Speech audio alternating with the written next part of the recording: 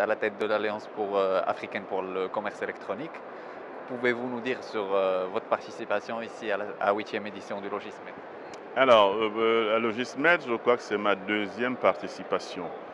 Il se trouve que cette année, elle est couplée avec celle de Portnet, où j'ai l'occasion de venir un peu plus souvent.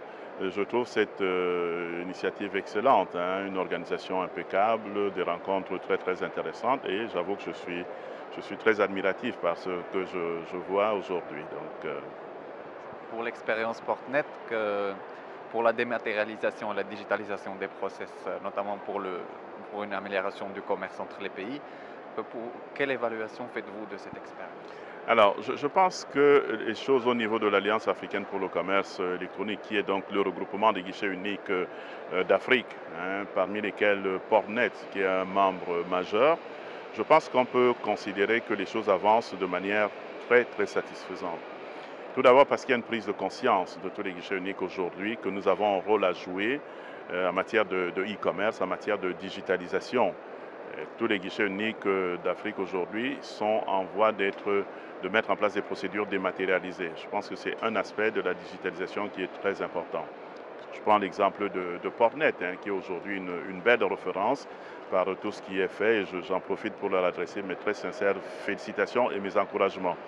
Donc nous nous retrouvons régulièrement au niveau de l'Alliance. Ça va être le cas vers la fin du mois d'avril, justement pour faire le point, pour partager nos expériences, parce que c'est un des temps forts, hein, de notre alliance, voir un peu les uns les autres, comment ils évoluent, ce qui se fait de nouveau. Et l'occasion d'assister, quand j'ai l'occasion d'assister par exemple à un événement comme celui-ci, c'est une autre façon de se mettre à niveau, de voir un peu à partir des échanges tout ce qui est envisagé, comment les choses évoluent, et de faire en sorte qu'effectivement tous les membres de l'Alliance en prennent conscience. Je pense que c'est cette dynamique, c'est cette synergie qui fait que nous essayons de nous mettre à niveau. Et je crois que c'est très important. Justement, par rapport aux meilleures pratiques entre les membres de l'organisation, quel impact sur la coopération entre les différents pays de l'Alliance?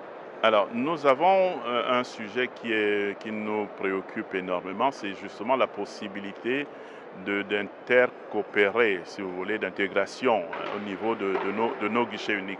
Nous avons commencé avec le Maroc, un travail qui est aujourd'hui suffisamment avancé pour voir dans quelle mesure nous pouvons échanger, nos guichets uniques peuvent être interopérables, c'est-à-dire échanger des données, échanger des documents, dématérialisés. C'est quelque chose, à mon avis, de très très important, mais ce n'est qu'un pas, parce qu'il y a tout le reste à faire au niveau, j'ai pris l'exemple du Maroc, mais cela doit être valable au niveau de l'Afrique.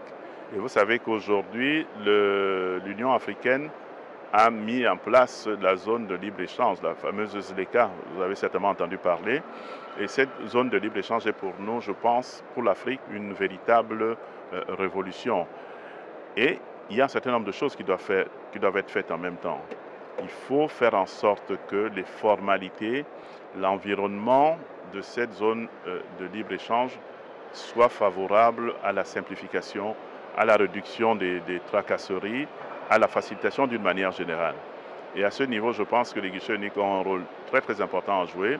Nous avons eu des échanges très importants, très intéressants avec l'Union africaine à ce sujet et je pense que nous allons continuer à travailler, à réfléchir ensemble pour voir dans quelle mesure les guichets uniques peuvent être aujourd'hui un accompagnateur pour la réussite de cette zone de libre-échange.